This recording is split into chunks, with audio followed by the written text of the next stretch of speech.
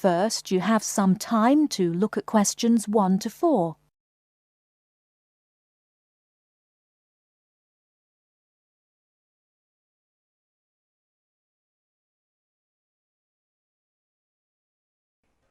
Hello. Hello, is that Appleton 363? It is Harding speaking. Oh, I'd like to speak to the secretary of the Arts Club. Yes, speaking. Oh, hello. My name is Frances Drew. I just moved to the area. My classmate and we'd be interested in joining the Arts Club, but we'd like some more information, really. You know, about joining and the sorts of activities you do. Yes, well, what you want's our calendar. Ask at the library. I'll make sure that there are plenty there by Thursday. That's all right for you? Yes, fine, thank you. But would you mind telling me how much it costs to join? Membership fee for an adult is £2.50 per year, of course. What exactly does club membership entitle one to? Entitle you to? Oh, for a start, there's the club events. You get invited to them, of course. They're for members and only, they are free. What sorts of events are there? You'll see what they are when you get hold of a calendar. But, well, there's club evening, for instance, once a month, usually Wednesdays from 8 till 10. And whereabouts do you hold them? Club evenings, the beach pavilion. Do you know it? No, I don't think I do. It's not near the seafront, is it? No, up past the tennis courts on Park Avenue. You know where that is. No, I'm afraid I don't. We'd soon find it, though. Quite good. I don't know what your interests are. Music. Got any musical talents? I'm not sure about talents exactly. I like music. We both do. Do either of you sing? Oh, yes. We've both been in choirs. Well, there you are then. The club's got a very fine choir. Very fine. I'm in it myself, as a matter of fact. We have practices every Friday evening. And it's no good just thinking of joining if you can't make the practices. Before you hear the rest of the conversation, you have some time to look at questions 5 to 10.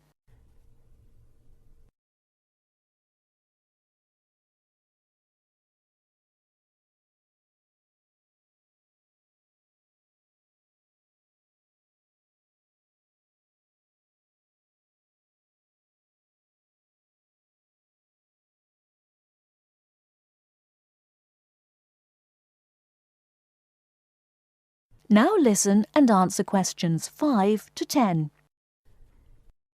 What's the procedure? If we decide to join the choir or any of the other activities, how do we go about it? You can't get into the choir without an audition. As far as the other sections are concerned, members have to apply through the section's secretary in the first place. Yes, right. And the fee again, I've written it down somewhere. £2.50 each. And where do we send it? To you? No, I'm the secretary. It's the treasurer who deals with that. I'll give you his name if you want to write it down. Yes, please. His name is Hosegood. Hose and then Good. Yes. Initial P, address 3 Clay Hill, Appleton.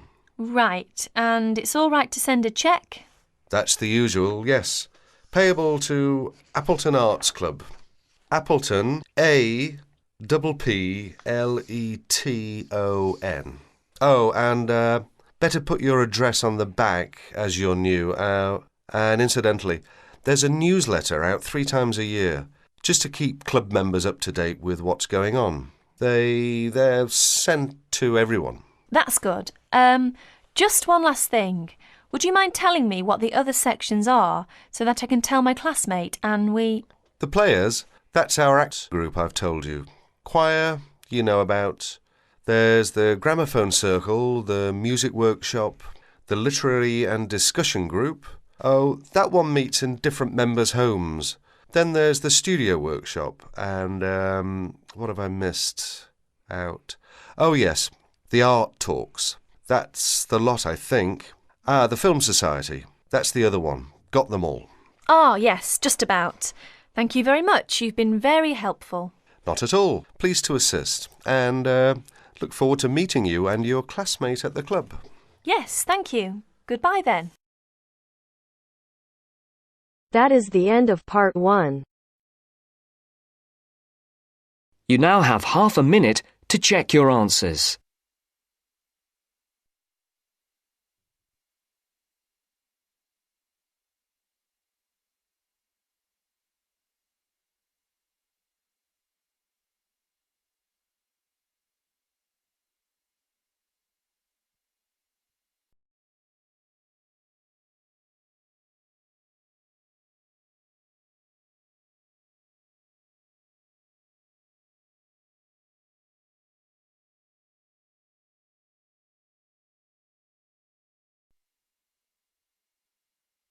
Now turns to Part 2. Part 2. You will hear the director of a new arts centre speaking to a group of local people who have come to hear what the new arts centre will be offering. First, you have some time to look at questions 11 to 15.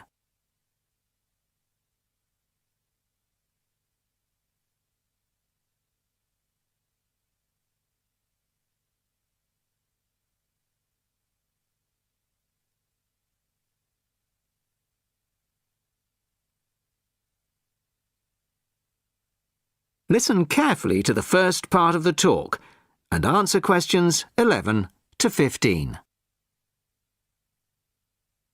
Well, good evening, everybody. Thank you all for turning out on this cold, wet evening. Welcome to our new art centre. I'm delighted that so many people are interested in finding out about the facilities and events that we'll be offering. I'll start with the regular evening events that we've scheduled so far. Sunday night will be film club night. Each week, we'll be showing a classic film from the 40s, 50s or 60s.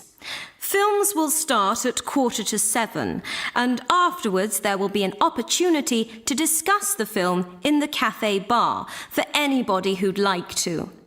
Tickets for the film will be £5, but the discussion afterwards is free, although anybody who wants to buy me a drink is welcome to do so. On Thursday evenings at 7:30, the auditorium is given over to productions by touring theatre companies. This coming Thursday, we're very excited to be welcoming Pizzazz, a drama company featuring both able-bodied and physically handicapped actors. They'll be performing a rather special version of William Shakespeare's The Tempest, featuring music and dance, as well as dialogue. Fridays and Saturdays will be music nights, starting at 8 p.m, with classical or traditional music on the Fridays and pop rock on the Saturdays. However, as the sound system hasn't yet been fully installed, these events won't be starting for another few weeks. As well as evening performances, various events will take place during the day. So far, a mothers and toddlers session has been arranged for Monday afternoons, and of course, anybody can drop in for a coffee or a sandwich. The cafe bar will be open from 11 a.m. to 3 p.m. and 6 p.m. to 11 p.m. Mondays to Fridays, and 11 a.m. to midnight Saturdays and Sundays. Lunch will be served from 12:30 till 2, and light snacks will be available all day. Of course, this programme is just the start, and we expect to be announcing many additional events in the near future. Before you hear the rest of the talk, you have some time to look at questions 16 to 20.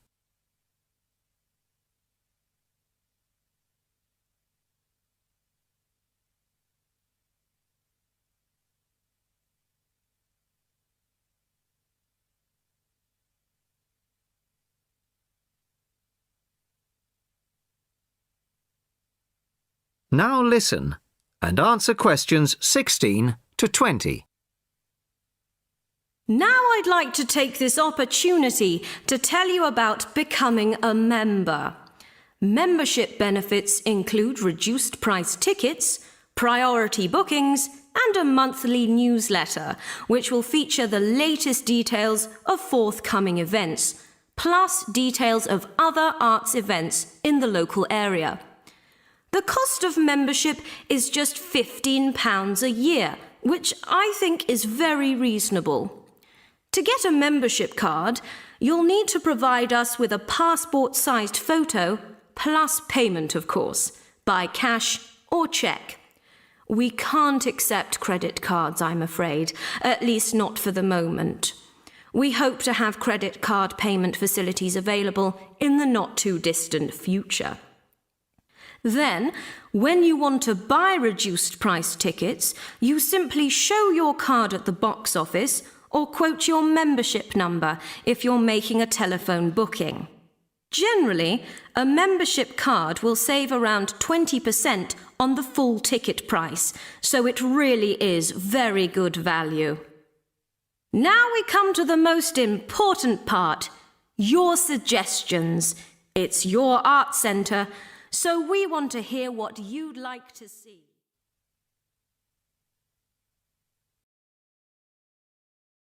That is the end of part 2. You now have half a minute to check your answers.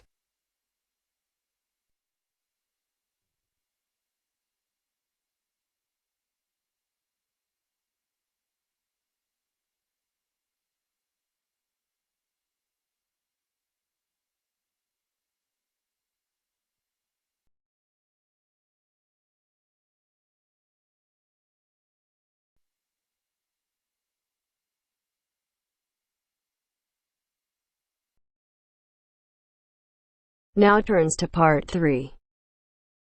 Part 3. You will hear a discussion among 3 students who are organising an international film festival at their college. First, you have some time to look at questions 21 to 24.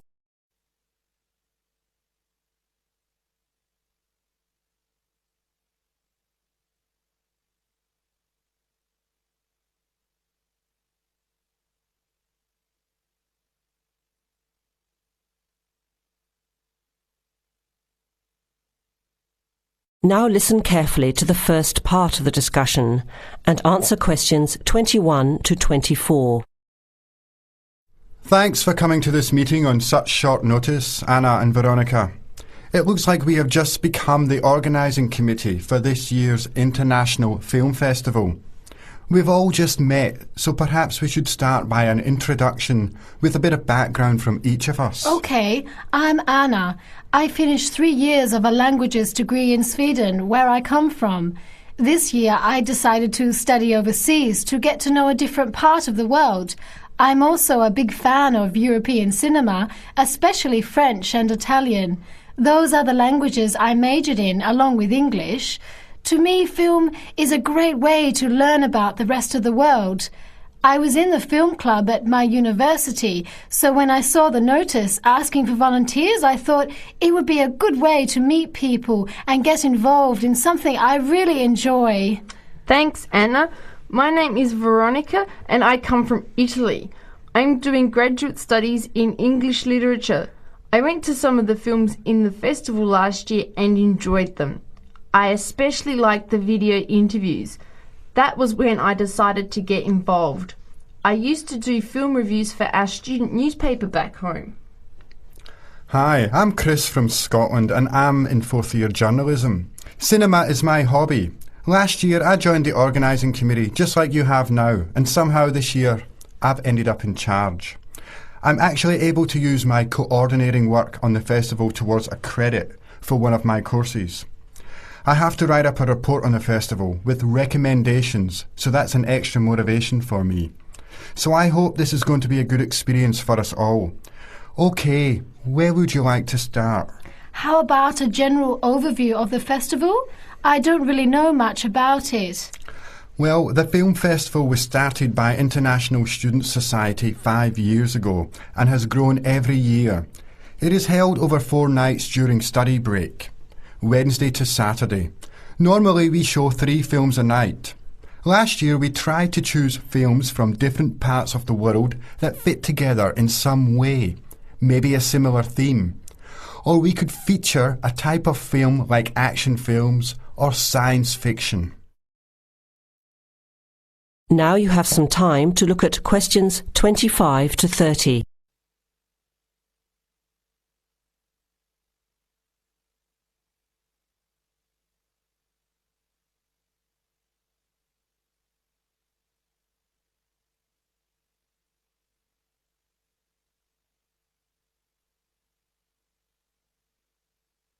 Now listen to the rest of the discussion and answer questions 25 to 30. Who picks the films? It's up to us on the committee to decide. You mean we get to pick all the films ourselves? What a hard decision. There are so many to choose from. Well, that's the fun part. We have this catalogue of independent distributors. The films are listed by language and have a short summary. We just have to go through it to find a good combination of films that will attract an audience. Veronica mentioned something about interviews. How does that fit in? We set up cameras in the foyer of the theatre and did live interviews before, during intermission and after the screening. Anyone from the audience could come up and talk about the film. The Broadcasting and Journalism School set it up and ran the interviews. They were shown on big screens around the lobby and in the theatre. It went over really well. We had a long lineup of students waiting to be interviewed on TV. Everybody wanted their minute of fame. Great idea. Yeah, it worked really well. We should certainly do something similar again. Maybe even develop the idea further, like a website with audience reviews and discussion, so we can get as much participation and involvement as possible. Hey, that's a good idea. Can I ask a question? None of the films are in English, right? Are they dubbed or subtitled? Well, we do occasionally choose a film in English, but only from unusual places where the dialect is so strong they sometimes need subtitles, like the Caribbean or even Scotland.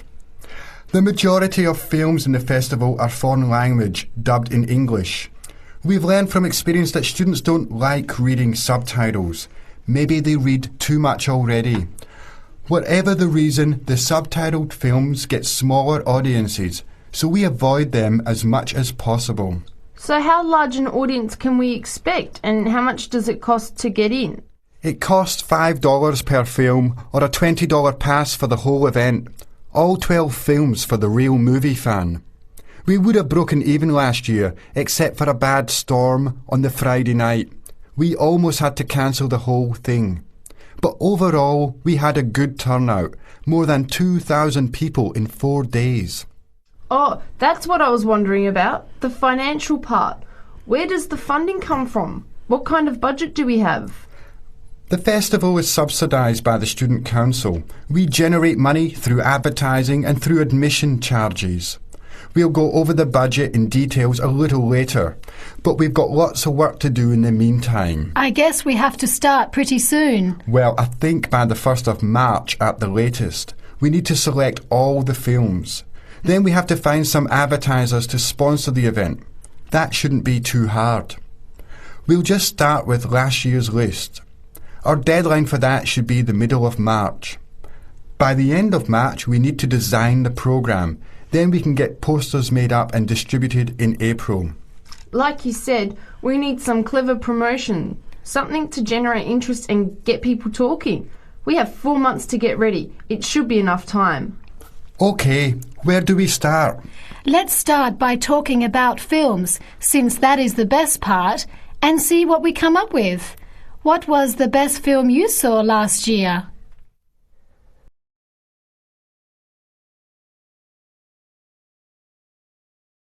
That is the end of part 3.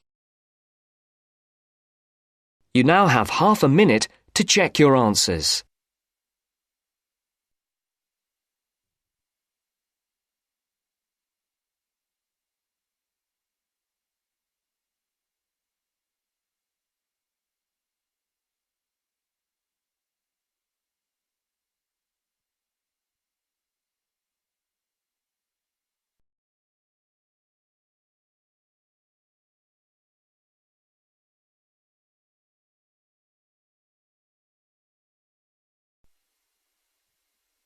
Now turns to part 4.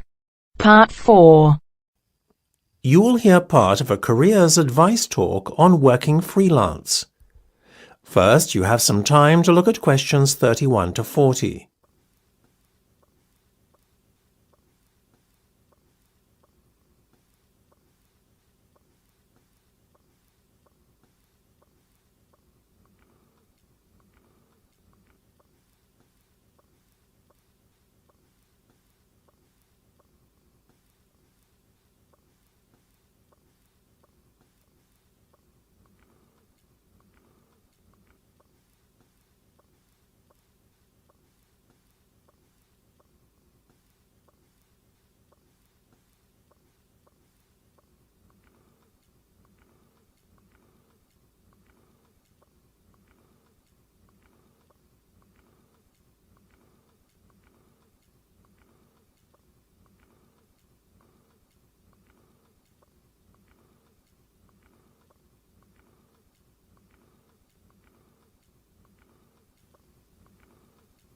Now listen carefully and answer questions 31 to 40.